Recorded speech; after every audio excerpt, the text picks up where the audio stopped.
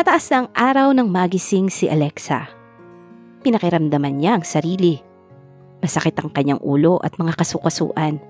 Alam niyang lalagnatin siya. Nagpilit siyang bumangon. Hindi siya maaaring magkasakit. Nagawa niyang tumayo ngunit nanginginig ang buo niyang katawan at para siyang matutumba anumang oras. Kumapit siya sa dingding upang kumuha ng lakas pero hindi yun nakatulong. Natumba pa rin siya sa sahig. Bumukas ang pinto at pumasok ang natatarantang si Victor. "Alexa! My God!" Mabilis siya nitong binuhat at ibinalik sa kama. Kinumutan siya at pagkatapos ay iniwan. Nang magbalik ay may dala na itong gamot at tray ng pagkain. "Darling, kumain ka." Masuyo nitong sabi na animo nakikiusap sa bata. Umiling lang si Alexa. Ni hindi siya dumilat. Masamang masama ang pakiramdam niya at gusto niyang masuka. "Come on, sweetheart." Patuloy sa pag-aalo si Victor. "Kailangan mong kumain upang gumaling ka." Mapait ang panlasa niya. At kung pipilitin niyang kumain ay isusuka lang din niya yon. "Honey, sige na. Kumain ka na please." Masuyong hinaplos ni Victor ang kanyang muka. Pilit siyang dumilat. Nagkasalubong ang paningin nila at kitang-kita niya sa mga mata nito ang matinding pag-aalala. Gusto niyang isipin na mahalaga siya rito pero ayaw niyang umasa. "Susubuan kita, Han." Masuyo nitong sabi. Maingat nitong iniangat ang kalahating bahagi ng kanyang katawan at isinandal siya sa headboard ng kama. "Totoo ba to?" Naitanong niya sa sarili habang sinusubuan siya ng asawa. Kagabi lang ay nireject niya ito. Hindi ito nagalit pero labis na nagdaramdam. Ang buong akala niya ay hindi siya nito kikibuin. Pero eto ang kanyang asawa. Buong tiyaga siyang sinusubuan ng pagkain na para bang mahal siya. Mabilis na pinalis ni Alexa sa isip ang ilusyong yun. Itinanim niya sa utak na ang lahat ng ito ay ginagawa lamang ni Victor sa ngalan ng kanilang kasal. Natural lang na asikasuhin siya nito dahil wala siyang ibang maaasahan. Napakasama naman ito kung basta na lamang siya pababayaan sa ganong kalagayan. "Ngayon inumin mo tong gamot." Nakahinga ng maluwag si Victor nang maubos ni Alexa ang pagkaing nasa tray. "Ayoko." Iling niya na iniiwas ang paningin sa tabletang nasa palad ng asawa. Ugali niyang durugin ang tabletang iinumin dahil sumasabit yon sa kanyang lalamunan at nahihiya naman siyang gawin yon sa harap nito. "Paano ka gagaling kung di mo to iinumin?" Tiningnan ni Alexa ang asawa at nakinga siya ng maluwag nang hindi makita ang inaasahang pagkayamot sa mga mata nito. "Okay, pipilitin ko." Mahina niyang sabi. Kinuha ng nanginginig niyang kamay ang tableta. Para siyang iiyak ng titigan yun. "No, huwag mong pilitin." Nakakaunawang kinuha ni Victor ang gamot tsaka dinurog. Hinalo yun sa tubig at ipinainom sa kanya. "Thank you, Victor," sabi niya bago muling pumikit. "Sleep tight, darling." Haplos pa ni Victor sa kanyang ulo. Gabi na nang nagising si Alexa na nanginginig sa ginaw. Gayong napakainit ng katawan niya. May kumot siya, pero hindi yun sapat para palisin ng ginaw ng kanyang nararamdaman. Inabot niya ang makapal na bed cover na nasa kanyang paanan at ibinalot sa katawan niya. Pero hindi pa rin yun sapat. "Victor!" Natagpuan niya ang sariling hinahanap ang asawa. Mula sa pagkakahiga sa sofa ay nagsalita ng mahina si Victor. Mabilis itong tumayo at lumapit sa kanya. "May kailangan ka ba?" Malumanay nitong tanong. Halata sa boses nito ang matinding antok. Kinikinaw ko." Walang puwang sa isip niya ang mali siya ng mga sandaling yon. Ang kailangan niya ay mainit na katawan upang maibsan ang matinding ginaw. Please, yakapin mo ko." Maingat naman na humiga sa kanyang tabi si Victor at niyakap siya ng mahigpit. Muli siyang nakatulog nang maramdaman ang init ng katawan nito. Kinabukasan, wala sa tabi niya si Victor nang magising siya. Mabuti na ang pakiramdam niya ngayon at ang tanging nararamdaman niya ay gutom. Hindi nakapagtataka dahil nagising siya ng hating gabi at sumuka sa banyo. Ngayon ay walang kalaman-laman ang tiyan niya. Bumangon siya at tamang-tama naman pumasok si Victor na may dalang tray ng pagkain. Umuusok ang soup at ang pork chop na may sawsawang sibuyas at kamatis ay nanghahali na. Natakam siya at kaagad na umayos ng upo sa kama. Sinasabi ko na nga ba't gutom ka na? Amused na sabi ni Victor, sabay lapag sa tray sa harapan niya. Isang nahihiyang ngiti ang napunit sa mga labi ni Alexa. Thank you, Victor. Mahinang sabi niya. Don't thank me. Nilagyan nito ng kanin at ulam ang kutsara at isinubo sa kanya. Responsibilidad kong paglingkuran ka bilang asawa ko. Pakiramdam niya ay bumara sa kanyang lalamunan ang pagkaing nilunok niya. Inaasahan na niyang yon ang mga katagang marinig mula kay Victor. Pero nasaktan pa rin siya. Uuwi ako sa Laguna. Deklarasyon ni Alexa makaraan ang ilang araw ng pag-iisip ng pinakamabuting gawin upang mawala ang pag-ibig niya sa asawa. Iiwan mo ko? May nahimigan siyang pait sa tono ni Victor. Pero pinagpalagay niyang sa isip lamang niya yon. Dahil nang titigan niya ito ay wala siyang ibang nakikita sa mga mata nito kundi relief. Hindi ko gagawin ito para lamang sa'yo, Victor. Anyang umiral lang pride. Hindi niya gustong magmukhang kawawa sa harap ng kahit sino, lalong-lalo na sa lalaking ito. No, Alexa. You will stay with me hanggat hindi pa annulled ang kasal natin. Biglang-bigla ay naglaho ang relief na kanina ay nakasungaw sa mga mata nito. Ang pumalit doon ay kirot at pangamba ba yung nasilip niya? Kung tama siya ng iniisip, ay para saan? Natatakot ba itong iwan niyang mag-isa o nangangambang baka kung mapano siya sa kanyang pag-iisa? Sinaway ni Alexa ang sarili sa pag-iisip ng ganun. Hindi siya mahal ni Victor, kaya walang dahilan para mangamba ito sa maaaring sapitin niya. Bakit ayaw mo? Hindi mo ba gusto ang ideyang malaya na si Liza na tumira dito para pumalit sa pwesto ko at gampanan ang papel ko ng higit pa sa aking makakaya? Ano ba, Alexa? Hindi ako ganyang klaseng tao. I told you, wala na kaming ugnayan ni Liza at kung may balak man akong makipagbalikan sa kanya, ay mangyayari lamang kapag wala ng bisa ang ating kasal. Napakatagal pa ng pagtitiis mo bago maanal ang kasal natin, Victor. I don't care! Mariin itong sabi. Bigla siyang hinawakan sa magkabilang balikat at tinitigan sa mga mata.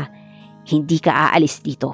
That's an order na kailangan mong sundin dahil whether you like it or not, you're still my wife. Hindi niya gustong dinidiktahan. Pero nakapagtatakang sinunod niya ang gusto ni Victor. Victor, bakit hindi ka pa kumuha ng maid nang sa gano'n na hindi ka makukulong sa mga gawain dito sa bahay? Tanong ni Alexa nang lapitan ang asawang naglilinis sa sala. Walang pang itaas ito kaya lantad ang magandang belt ng katawan. Saka na lang muna siguro. It's my choice na dumito muna sa bahay. Tayo lang naman dito. Namimiss ko na rin ang maglagi rito sa bahay ng matagal-tagal and live the simple life. Total naman naroon si Mang Lando na nagsusupervise sa mga tauhan. Tukoy nito sa matandang katiwala ng asyenda. Tumitig ito sa mga mata niya. Bakit darling? Nagsasawa ka na bang makita ang mukha ko? Tanong nito sa magkahalong biro at kirot. Hindi naman sa ganon. Iniwas niya rito ang mukha sa takot na baka mabasa nito sa kanyang mga mata ang paghangad niyang makulong sa matipuno nitong mga bisig. Ikaw ang inaalala ko dahil alam kong bahagi na ng buhay mo ang sakahan. Ikaw ang nagsabi niyan sa akin, remember? Oo, pero hindi ko magagawang imong ka ritong nag-iisa. Alam kong kailangan mo ko na ipangako ko kay Papa na hindi ka pababayaan. Inulit niya sa isip ang sinabi nito. At sa halip na matuwa ay nasaktan siya sa kaisipang hindi yun kusang loob na pagmamalasakit. Wala na ang Papa, Victor. Malamig niyang sabi. Wala nang halaga ang pangakong binitiwan mo sa kanya. Huwag mo na yung intindihin. I'm not doing this just for the promise. Mahina yung sinabi ni Victor, kaya hindi gaanong naging malinaw sa kanyang pandinig. Ipinaulit niya ang sinabi ng asawa pero hindi na ganun ang narinig niya. I said, hindi ako marunong sumira ng pangako, patay man o buhay ang pinangakuan ko. Sarkastikong umiti si Alexa. Huwag mong sabihing susubaybayan mo pa rin ako after the annulment. Napakalayo pa nun at marami pa ang pwedeng mangyari. Biglang natigilan si Victor sa implikasyon ng sinabi nito. Nakatungangang tumitig si Alexa sa asawa. Naghihintay ng susunod pang sasabihin nito. Pero wala na siyang narinig kundi nakabimbiging katahimikan. Napabuntong hiningang iniwan na lamang niya ito. God, tulungan mo ako. Kaunti na lamang at maniniwala ng puso ko. Aasa na naman nito ng pag-ibig mula kay Victor. Mahinang dasal niya habang pumapanik sa hagdan. Tristan? Hindi makapaniwala si Alexa sa taong nakatayo ngayon sa may pinto. Kinusot niya ang mga mata sa pag-aakalang nananaginip lamang siya. Ako nga to, Alexa. Ginagap ni Tristan ang magkabila niyang palad at dinala sa mga labi nito. Masuyong hinagkan ng mga yon. Paano? Hindi ako namatay. Tinangay ako ng malakas na alon sa isang laot at natagpuan ako ng isang fishing vessel. Lulutang-lutang dahil sa life vest. Hindi nga lang nila magawang bumalik dahil kapapalaot lang nila. Isa pa'y napinsala ng bagyong radyo nila. Mahigit 1 buwan din nila akong inalagaan sa laot hanggang sa magbalik ang matino kong kaisipan at lakas. Anong ibig mong sabihin? Napuzzle si Alexa sa tinura nito. Dahil ng pinsalang natamo ko ay nakalimutan ko ang maraming bagay tungkol sa aking pagkatao. Wala rin silang anumang identification na natagpuan sa akin. Yun din ang dahilan kung bakit hindi ko nagawang ipaalam sa iyo na buhay pa ako. God! Bulalas ni Alexa. Akala niya ay hindi siya makakaenkwentro ng isa na may sakit na amnesia. Pero eto at nasa harapan niya ngayon si Tristan. Until now, hindi ko pa rin lubos na natatandaan ang lahat ng mga detalye sa buhay ko, Alexa. Pero hindi na yun mahalaga. Ang importante ay naaalala kita. Ikaw na pinangakuan ko ng kasal. Gumala ang paningin nito sa paligid. Bakit parang napakatahimik? Nasaan ang mga kasama mo dito sa bahay? Wala na, Papa. Malungkot niyang sabi. Ang mga katulong ay sabay-sabay na nag-alisan matapos makuha ang perang ipinamana sa kanila ng Papa. Pero bakit nandito ka pa din? Hindi ba't ang sabi ng Papa mo ay ibibigay niya sa charity ang lahat ng maiiwan niya? Ang alam ko ay hindi exempted ang mansyon na ito. Tristan, hindi natuloy yun dahil nagpakasal kami ni Victor. Kabadong sabi ni Alexa. Hindi siya tumingin sa mga mata ng kausap dahil natatakot siyang makita doon ang kirot. Pero hinawakan ni Tristan ang baba niya at tinitigan siya sa mga mata. Kitang-kita niya ang matinding kalungkutan nito. Mamasa-masa ang mga mata nito. Parang iiyak. Nangako ka sa akin, Alexa. Nag-usap tayo sa phone noon, Tristan. Kung natatandaan mo ay pinaalam ko sa iyo ang plano namin ni Victor. Marriage for convenience lang ang lahat. Humawak si Tristan sa ulo nito. I'm sorry, I can't remember. As I've said, hindi lahat ng mga detalye sa buhay ko ay natatandaan ko. Kumurap ito. Ilang buwan na magmula nang ikasal kayo ni Victor? 3 buwan na. Meaning, 3 buwan na lamang ang hihintayin ko, di ba? Tristan, hindi natuloy ang plano namin ni Victor na sa ibang bansa magpakasal dahil ayaw ni Papa. Sa pag-aakala kong wala ka na ay pumayag ako na dito na lamang sa Pilipinas ganapin ang kasal. Tumigil siya nang makita sa mga mata nito ang magkahalong pait at kirot. May pagtangi pa rin siya rito dahil apektado rin siya sa nakikitang paghihirap ng kalooban nito. Paano na ako ngayon, Alexa? Kitang-kita sa itsura ni Tristan ang matinding paghihirap.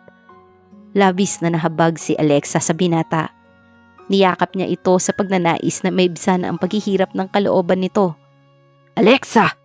Mabilis na kumalas siya sa pagkakayakap kay Tristan nang marinig ang galit na tinig ni Victor. Nilingon niya ang asawa at kitang-kita niya sa mga mata nito ang magkahalong galit at pagkagulat. Tristan? Nagpalipat-lipat ang tingin ni Victor sa asawa at kaibigan. Buhay ka pa pala? Binuhay ako ng pag-ibig ko kay Alexa. Mariin itong sabi. Alam kong hindi mo siya mahal, Victor. Ibalik mo siya sa akin. Bigla nitong hinawakan ang isa niyang kamay. Lumabas sa mga mata ni Victor ang apoy. Bitiwan mo ang asawa ko, Tristan. Hindi yon pakiusap kundi isang utos. Wala kang karapatang humawak kahit sa dulo ng daliri niya. She belongs to me, Victor. Kami ang nagmamahalan. I don't care and I'm not giving her to you. Mariing sabi ni Victor. Umalis ka na at huwag nang bumalik pa dahil magugulo lamang ang buhay namin. Hindi ako aalis dito nang hindi kasama si Alexa. Nasa boses at mukha ni Tristan ang katigasan. Huwag mong hintayin makalimutan kung magkaibigan tayo, Tristan. Umalis ka na. Umalis ka na, Tristan. Sabi ni Alexa sa nanginginig na tinig. Takot na takot siyang baka humantong pa sa pagsusuntukan ang pagtatalo ng dalawa. Utang na loob! Halos ay manikluhod siya sa harapan nito. Lumambot ang ekspresyon ni Tristan sa nakikitang reaksyon niya. Hinagkan siya nito sa ulo bago umalis. Napaluha naman si Alexa habang sinusundan ng tingin si Tristan. Para namang biniyak ang puso ni Victor sa nakikitang reaksyon ng asawa. Si Tristan bang iniisip mo? Malat na boses ang narinig ni Alexa. Naaawa ako sa kanya. Awa lang ba ang nararamdaman mo? Dumantay sa magkabilang balikat niya ang mga palad ni Victor. Humaplos, pumipisil. Pakiramdam niya ay lumilindol sa loob ang kanyang puso. I belong to him, sabi ni Alexa. Napilit nilabanan ang kakaibang pakiramdam. Pinigil niya ang mga palad ng asawa at inilayo sa kanya. Sa simula pa lamang ay alam mo nang siya ang mahal ko. Napapitlag si Alexa nang maramdaman ang paghapit ni Victor sa kanya. Pilit siya nitong pinaharap. Nang magtagpo ang kanilang mga mata ay nagyuko siya ng ulo. Pero hinawakan ni Victor ang kanyang baba at pilit na itinitig ang kanyang mga mata sa nangungusap nitong anyo. Kung nagawa mong mahalin si Tristan sa loob ng napakaikling panahon ng iyong pagkakakilala, bakit ako hindi? Hindi nagulat si Alexa sa naging tono ng tanong ni Victor. Bumuka ang kanyang bibig upang magsalita. Pero bago pa man lumabas ang salitang nais niyang sabihin, ay siniil na siya ng halik ng asawa. Hindi yon ang kauna-unahang pagkakataong nahalikan siya ni Victor. Pero kakaiba ang paraan ng paghalik nito ngayon. Wala nang dahas. Ang tanging nadama niya ay ligaya na ngayon lamang niya naranasan sa buong buhay niya. Victor, tinangka niyang magsalita nang magkaroon ng puwang sa pagitan ng kanilang mga labi. Pero hinarang ni Victor ang isang daliri nito sa bibig niya. Nangako ako sa iyo na hindi kita aangkinin. Pero hindi ko na kayang pigilin ang aking sarili. Wika nito bago muling inangkin ang nanginginig niyang mga labi. Ang mga kamay nito ay dumadama sa bawat pulgada ng kanyang balat. Ngayon lang ako sisira ng pangako, sweetheart. Nakahanda akong harapin ang lahat ng mangyayari ng ibubunga nito. Magagalit siguro ako sa aking sarili pagkatapos ito. Pero isang bagay ang natitsak ko. Hindi ako magsisisi kahit pa ang magiging kapalit nito ay habang buhay na pagkamuhi mo sa akin. Umikot ang isip ni Alexa. Nalilito sa uri ng sensasyong bago sa kanyang pakiramdam. Hindi niya gustong magpatangay sa kanyang damdamin pero kusang tumugon ang katawan niya sa pangangailangan ng asawa. I love you, Alexa. Malinaw na bulong ni Victor sa kanyang tenga. Pag-ibig ang tunay na dahilan kaya ako pumayag na magpakasal sa'yo. Binuhat siya nito upang ipasok sa kanyang silid. Nang biglang bumusina ang taksing huminto sa driveway sa harapan ng bahay. Mula sa bintana ay makikitang bumaba mula ron si Liza. Biglang humupa ang init sa katawan ni Alexa. Ang pumalit ay kahihiyan at galit sa sarili. Bakit ba niya isusuko ang sarili sa lalaking ito na bagamat asawa niya ay pag-aari naman ng iba? Naglipat-lipat ang tingin ni Victor kay Liza na nagkandahaba ang leeg sa katitingin sa loob at sa kanya na tila ba ibig maiyak. Go Victor, malamig niyang sabi. Pagbuksan mo si Liza at papasukin. Mag-usap kayo. Nalaglag mula sa mga mata niya ang pinipigil na luha nang humakbang si Victor patungo sa pinto. Naghuhumiyaw ang katotohanang init lamang ng katawan ang nag-utos dito para sabihin ang katagang yun na kamuntik na niyang paniwalaan. Mahal? Kay daling bigkasin ng salitang yun. Pero paano ba patutunayan? Paano ako maniniwala sa sinabi mong mahal mo ko kung hindi mo magawang makalaya kay Liza? Malungkot na wika ni Alexa sa sarili. At dito na po nagtatapos ang kabanata ng ating kwento. Maraming salamat po